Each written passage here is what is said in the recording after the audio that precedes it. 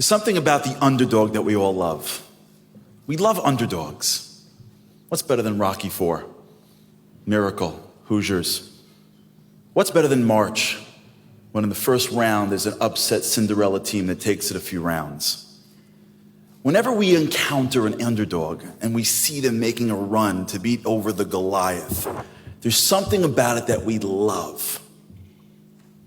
We are coming up to one of the greatest holidays of the year. And what makes the holiday so awesome is that it celebrates the greatest moment of the underdog winning. A long, long time ago, what Hanukkah has become in many ways a holiday of lights. And the symbol that we use is the candle. But the real story of Hanukkah, way before we get to the lights, is a story of a nation of Jews trying to practice Judaism. When the Syrian Greeks showed up with the strongest army of the time. And their job was one thing: to eradicate Judaism from Israel. And by the way, they almost won. They turned to the Jews and said, basically, it's over. You learn Torah, we'll kill you. You teach Torah, we'll hunt you and kill you. You give your child a bris, we'll find the mom, we'll hang the mom, and then we'll wrap the child around the mother. We're not joking around. We're not playing. Judaism is over. And for the most part, they almost won. And then in the hills of Modi'in, there was a family of Kohanim, of priests, of rabbis. I love rabbis. I go to them for advice, but if I'm in a fight, I'm not calling my rabbi. If I'm playing the Giants on Sunday afternoon, as if, they're not in the front line. And a bunch of rabbis that never had the history and the Masorah of war stood up and said, we're not going to take it anymore. And they went up against the Navy SEALs and won. It was incredible. It was the greatest underdog of our history. And then after they won, they went to the Beis HaMikdash, and they were looking for oil. Even though the rule is Tumah Hutra B'tzibur, meaning had they not found pure oil, it probably would have been somewhat okay because the entire Beis HaMikdash was impure. And they couldn't find it, and they couldn't find it, and they finally found it. And then they found the oil, and it burned for 8 days. And the rabbis look back and go, we need a symbol for Hanukkah. So you know what we're going to do? We've got two big miracles. One, we almost died and a few rabbis beat the greatest army ever. And two, we couldn't find oil and it burned a little bit. And they went with the candles and the oil. Does that make sense to anybody? Really? You're going with the oil? And because we're Jews, we figured out a way not to only light oil, but to eat oil because that's what we do. So now if you make a latke or a donut or deep fry anything for 8 days, you get a mitzvah for it because that's just our way to eat everything in our path. Does that make sense to anybody? If you gotta pick a symbol of Hanukkah, you're going with the candles? We almost died. Shouldn't the symbol of Hanukkah be the sword? We shouldn't be eating donuts in the kitchen. We should be doing push-ups in the living room. What in the world is going on? How is that the symbol of Hanukkah? How is the light, how is the candle what we go with when the miracle is so much greater with the sword? So allow me to tell you a story. So I grew up in Brooklyn, if you couldn't tell by my accent. And when you grew up in Brooklyn, there was no stadium when I was growing up. Now there's a stadium in Brooklyn. And when you grow up in Brooklyn, they give you a choice of sports teams to follow. Here's how it was presented to me. You can live a life of misery, of pain, of disappointment, and all you have to do is be a Met fan. Now, since you love pain and disappointment so much, you might as well double down and be a Jet fan. Or you can live a life of ups and downs, good days and bad days, the roller coaster of life, and be a Yankee fan. And since you're already into the blue and white, you might as well be a Giant fan. So I became a Yankee Giant fan. Now, what I didn't know at the time was that Yankee Giant fans get a bonus package. What do Yankee fans have? Not only a team to love, they have a team and a city to hate. Who is the city that Yankee fans hate most? Boston. And they don't love us any better, by the way. I was once speaking, I kid you not, in the Young Israel in Boston. It was the week after Aaron Boone hit the home run to knock the Boston Red Sox out. I got up and said, "Good Shabbos, everybody," and "Good Shabbos" from Aaron Boone. They're like, "Can you please leave?" I'm like, "If I leave, it's okay. It was worth it just for that." So when you wake up in the morning as a kid growing up, and by the way, I just heard that Rabbi Stolberger is also a Yankee fan. I just heard that, by the way, as some insider information. When you wake up in the morning, Rabbi Stolberger knows this, and you see the paper, and the Yankees win, it's going to be a good day. If the Yankees lose, but Boston loses, it's still going to be a good day. That's how it works. So you can imagine my joy. Now, I'm a big holiday guy. I love holidays. And there's one holiday that's still in the secular world, and I am confident that will one day be a Jewish holiday. I'm positive. One day the rabbis are going to get together and vote this in. What holiday is that? Not Thanksgiving. What holiday is that? Super Bowl Sunday. And I am convinced. And by the way, it's so Jewish, is it not? Kickoff is right around sundown. There's meat everywhere, and it's a very Orthodox holiday. Men and women are separate the entire holiday. So you can imagine my joy, February 3rd, 2008, one of the greatest days of my life. You may have remembered the Super Bowl. The New England Patriots from Boston were undefeated. Let's call them, I don't know, Goliath. And they were going up against the scrappy wild card New York Giants. And the Giants were driving down for their last time, if you remember the game. If not, it's okay. I'll just tell it over just for my own sake. And they're driving down, and it's third and forever, and they have a quarterback named Eli Manning. And anyone know Eli's full name? Eli's full name is Elisha, a Jewish prophet. Coincidence? I don't think so. Elisha Manning's got the ball. And it's third and forever, and as he's looking, nobody's open because the Patriots were amazing, and a hand comes down from the line and tries to drag him down, but like the Jewish people, he will not go down.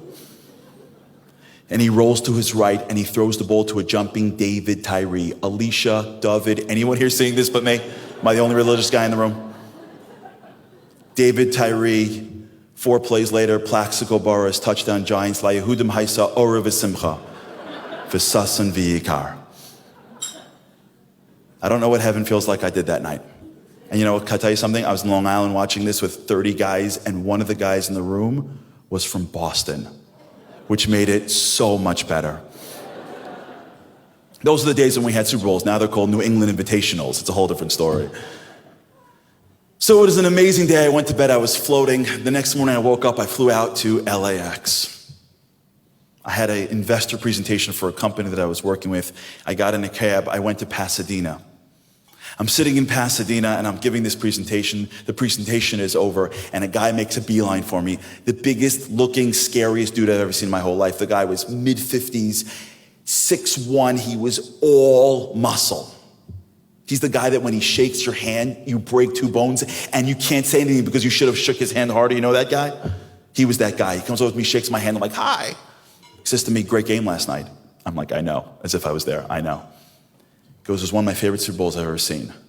I'm like, me too. He goes, not for that reason. I said, why was it one of your favorite Super Bowls? He said, because I saw the hero's moment. I'm like, the what? He's like, you got a minute? I'm like, you almost broke my hands with your handshake. I have as much time as you need. He sits me down and tells me the coolest thing. He goes, when I came out of school, I was only going to one place, was to serve my country. I'm a military man. All I wanted to do was serve my country. God bless everybody who serves their country. And I got into the military and I wasn't a good soldier, I was a great soldier. I was in special forces and I loved it. There was nothing greater than putting on a uniform. There was nothing greater than protecting our country. There was nothing greater for me than being the patriot that I am. And I did a tour of duty, and in my first tour of duty, I got injured. And I turned to my commanders and says, I'm not becoming a civilian. They said, we have no use for you. He goes, it doesn't matter. I'm serving my country. They're like, we have no place for you to serve. He goes, well, I'm not stopping to serve my country. I'm serving my country. I'm not ready to go back to civilian life. So they put me in an academy. I don't remember which one. It wasn't West Point. There was some other one. I don't remember. But I didn't know enough. I wasn't an expert in military strategy. I was just a great soldier. So they had no place for me there. So what ended up happening is my role ended up becoming the person who was helping them mentally and cognitively become a soldier, because being a soldier is so much more than knowing what to do. Half of it is in your mind. And my job was to find and watch soldiers grow. And over the course of my years there, I found that there were 3 types of soldiers. There were good soldiers. Good soldiers are do what they're told. Then there are great soldiers.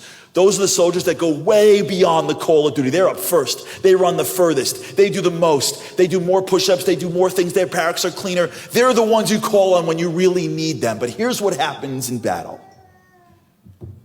There's moments in battle where everything goes wrong. Everything fails. All rational thought means go backwards, but you gotta go forwards. And when everything tells you to go backwards, when everything fails on you, even the great soldiers go backwards. And when that happens and everyone's about to give up, there's always one soldier that never gives up. There's always one soldier that never says die. But he's not trained for it. And at that moment, that soldier makes a choice. Do I go forward and reach into myself and find something that's inside me that I never had access to? Or do I listen to every other way of thinking and go backwards? And every single battle, there's one soldier that never says die. And when he makes the choice to keep on going, he unlocks something inside. Something that was always there, but never was able to come out at that moment. And at that moment, he stops becoming a great soldier. He starts becoming a hero. My job was to find and build heroes. Because you know why I loved the game last night? I love football, but they're all the same. Because at that moment that Eli Manning could have thrown the ball, if you remember the game, I've only seen it 700 times. If you remember the game, he was so brought down that the refs were about to blow the whistle. Any rational quarterback may have said, you know what, I'm down. We tried. And I saw a little flicker in his eye that said, I'm not going down. I'm not going down. And at that moment, there was a hero's moment. And that's why I loved the game last night. That's the story of our lives. The story of our lives is that some of us are good in areas and some of us are great in areas. But what makes us who we are is not when everything makes sense. What makes us who we are is when we go through life and life throws us circumstances that's about to knock us down, that every rational person would go backwards. But it's the heroes that keep on charging. It's those Holocaust survivors that come to this country with nothing on their backs when everyone should have said to them, give up. It's over. Do you know what you grew up with? And they kept on chugging. They kept on building and having families. And we're sitting in this room because of those heroes' moments. The state of Israel is around today because a bunch of people landed on the shores. We always had people there, but they came back in masses. And you know what the neighbors said to them? When we got back to our homeland, people weren't waiting for us with like gift baskets with like hummus and hashish going like it's about time. Welcome back. They're like, here's the deal, guys. You get 15 minutes. Either you go back to Europe where you're from, or we drive you into the Mediterranean and kill your kids along the way. And a bunch of Jews. And by the way, we're not a very tough people. You know what I'm talking about? We can do things well. We can out-sue anybody. We can out-eat anybody. We can out-heal anybody. I can call my mom and we can out-guilt any nation in this world. You'll never see a bunch of guys come out of a bar and go, yo, we should cross the street. The yeshiva let out. It's going to get weird. That'll never happen. We're not tough. And a bunch of Jews said, I don't have an Air Force, I don't have an army, I don't care. We're home and we're never leaving again. You come at us, we're never gonna say die. We're never gonna say quit. At that moment, that nation, those people became heroes. And they deserve a clap, that, no question.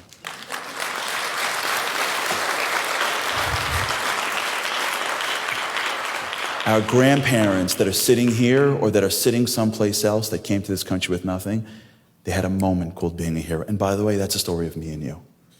Because everybody knows there's a moment in people's marriages sometimes where to make a marriage great, you got to go beyond. And by the way, you know it's like in parenting, because everyone knows that kid. You know that kid? You know the kid that you had that if you had him first, you'd only have one kid? You know that kid? Yeah, that kid. I'm that kid, by the way. It's every time that kid goes to somewhere he goes and someone writes him off and the world writes him off because he doesn't fit into some box and mom or dad or teacher says, I'm never giving up on you, ever, ever. I don't care if it makes no sense. It's those moments where communities become communities and nations become nations. That's the hero's moment. Well, where does it come from? So here's where it comes from. You You see, one of the greatest parts of what it means to be in this world is how we were created. When God created the world, first he created angels, but they didn't pay attention. That's not fun. Then he created animals, but no one pays attention either. That's not fun. So what he did was he took an animal. He did something so amazing. Hashem took an animal, put it on its 2 legs, and the creator of humanity, for a minute, just for a second tonight, just try to grapple that. The creator of humanity took a piece of himself, kiviyachal, and placed it inside you. That means if your eyes are open right now, what's generating you, what's powering you right now is literally a piece of the divine. You're indestructible because that's how you're made. You know why the hero's moment's even possible? Because there's nothing in the world that can possibly stop the infinite, and you're built with the infinite. The reason why we don't go down is because once we realize who we are, nothing could bring us down. The passion for greatness is not to become great. The reason why we have a passion for greatness is because greatness is imbued inside us. We never have to be great. We have to reveal greatness. Because the power that we have comes from the core of who we are. And so the rabbis say, you know what's going to happen if I have a symbol called a sword? If I've got the symbol of a sword, is you're going to have 2,000 years later, you're going to be sitting down thinking about Chanukah. You know what you're going to think about Chanukah? Because of your hands. You're going to think you won because of some guerrilla tactic. You're going to forget the real reason why you won. You know why you won? Because a bunch of Maccabees stepped up, and when they came into the Beis Hamikdash, they went looking for oil. They couldn't find it, and good soldiers would say, we tried, and great soldiers would say, we really tried. And you know what the Maccabees said? Are you kidding me? You know who we are? We're never giving up. Either you find us oil, God, or we're going to keep on searching forever. We don't say die. We don't quit. Because we're burning with a piece of you inside us. The symbol we have in this world, the element of this world that's a spiritual element is fire. When someone dies, what do we do for their memory? We light a candle. When Shabbos comes in, how do we bring in Shabbos? Through fire. If you even look at fire, it almost feels like it doesn't belong on this earth, like it's trying to get back to heaven. The symbol of spirituality of the soul is the candle. What God is telling us, you know why you won in Chanukah? Not because of your hands or your swords, because of your fire, because of your soul, because you're indestructible. Because a bunch of Jews realized that we're not going down. They became heroes. You're not supposed to light candles on Hanukkah. You're supposed to be candles on Hanukkah. Hanukkah didn't end a long time ago. Hanukkah is every second of our lives. It's every second of our marriages and our kids and our communities. We walk around and God goes, never forget why you're here. Passion for greatness, it's because you deserve it. Just never forget it. You dig into those tough moments and you can't imagine what you're going to see. That's what this school's about. It's about building greatness in people. That's what you're meeting tonight. The Rubenstein family is a family of greatness. I'm here for them. When I found out that they were being honored, I told them I'm on the way. Between every single person in that family, to the heads of the family, to Mr. Ralph Rubenstein and Ms. Cheryl Rubenstein, their hearts, their determination, their fire. To Tali, her love, her heart. To Noah, his charisma, his heart, his passion. To Aaron, his Ben Torah, his Eved Hashem, only overshadowed by his Anivas. To Rabbi Yeshua, individual that moved into Woodmere, I got to tell you, came out of the valley, came to Woodmere. He's turning the whole neighborhood upside down with his Torahs and his love, passion for Hashem, for bringing us Hashem. You got a family of greatness sitting in our tables right now. They embody what it means to be candles. They embody what it means to become the people that are bringing out and revealing what's inside them. But how do you get it? So let me end with one story and I'll close. So every year I have the great fortune, my favorite weeks of the year, as I get to go to Eretz Yisrael, I get to go to Israel with 200 men. We run a men's trip. I don't know if people in the room that are on the trip. Guys from every background and denomination. No knowledge required. Just 200 guys barreling through Israel. There's nothing like it. And every year we end the week on Friday night, second to last day, and we go to Friday night to the Kotel, and we basically, think of 200 guys at the Kotel together. We have a davening there, and it's unbelievable. And every year, there's a group of people that bring soldiers into the old city for Shabbos. And we time it that when we're done, the soldiers come in and dance with the guys. It's unbelievable. The guys turn around when they're finished praying, and there are 30, 40, 50 soldiers that have come in, and they embrace them, and they dance with them. It's so awesome.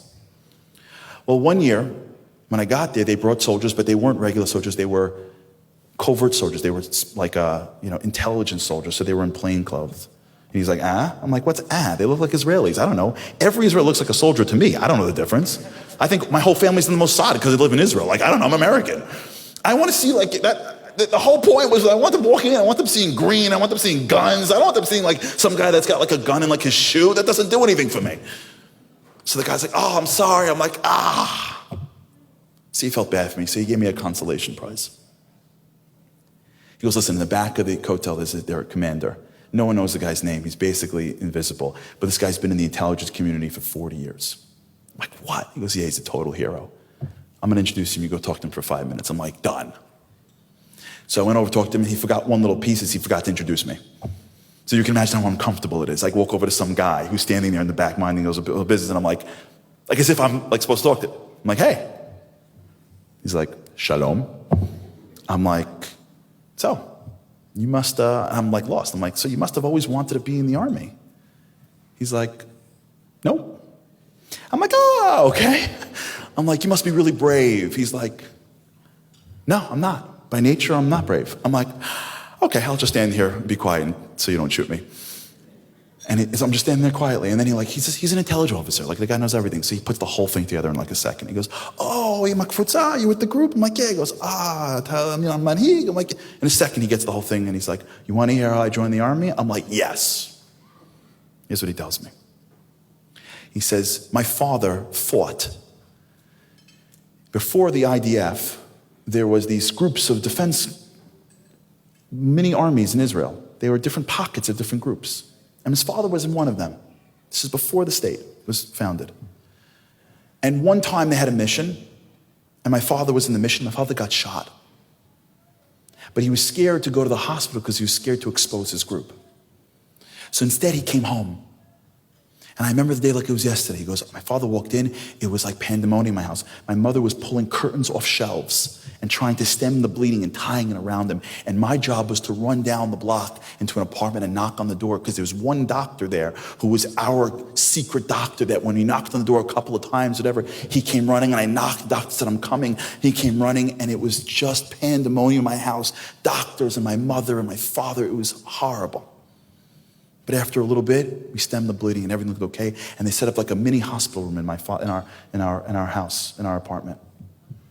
He said, one night, I was walking by to get to my room. My father calls me in. He says, come here. Go sit down at the edge of the bed. I sit down. He looks at me in a voice like I've never heard. And he says, it's time. I said, Abba, what's it time for? He says, it's time for you to be a man. And I said, nah, but come on, I'm 11 years old. What are you talking about? And my father said, again, it's time for you to be a man. And I said, Abba, why are you saying that for? And he said it again. It's time for you to be a man. And I said, no. Oh, no, Abba. You can't leave us. Oh, no. We're not ready. Ima needs you. I need you. Everybody. No. Don't do that. Don't do that. I'm 11 years old. I'm not a brave kid. I cannot do this. I cannot do this. My father again slowly said, it's time for you to become a man. And I said, Abba, I am not able to be a man. And my father got upset at me. And he said, able? You think you have to be able? Is that what you think? He goes, my father wasn't a religious man, but he knew every person in our history. He goes, you think Abraham, you think Abraham was able when Hashem asked him to bring monotheism into the world? You think Yosef was able when he was asked and tasked with changing the entire world's food consumption? You think Moshe was able to go up against the strongest man basically in antiquity, Paro, and bring the Jews? You think David was able to become the king? You think anybody is ever able to be the person they're meant to be? You don't have to be able. You have to be willing. And if you're willing, you'll find the ability. God will give you the ability. I'm not asking you to be able. I'm asking you to be willing. Are you willing? He goes, every single day, every mission, every tour, every day for the rest of my life, I woke up in the morning and I said, I am not able to do this, but my Father thinks I am, so I am willing. You want to know why I think everyone's in the room for? You know, every school's got a certain secret sauce. Every school's got a sense. Let me tell you what I think the sense of this room is and the sense of this school is. What makes Valley Torah so special is that you have a Rosh Yeshiva, Rosh School, Rabbi Stolberger, and all of the staff that are awesome. But let me tell you what they're so awesome in.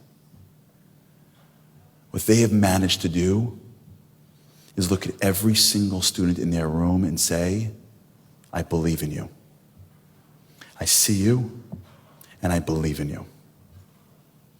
When you're able to believe in so many people, you know what happens after a while? They start to believe in themselves. They start to grow up and go, I don't know if I'm able, but he believed in me. Rabbi Stolberger believed in me. My teachers believed in me.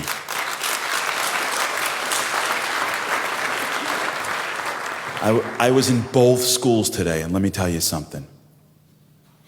The eyes of your teachers in both schools are looking at those kids and saying, I believe in you. And when you believe in kids and you believe in them and you believe in them and you believe in them, you know what happens? You start seeing that spark, and you know what happens? They start seeing it in themselves. They start growing up and they become alumni. And they get married, they've got kids, they get jobs. You know what happens? They hit challenges. And when they hit challenges, even great people go down. But the Valley Torah kids keep on chugging. Do you know why? Why they have hero moments? Why they're candles? Because when they were in school, you believed in them. And when you believe in somebody, they start to believe in themselves. And that's the greatness of Rabbi Stolberger, and that's the greatness of the entire school.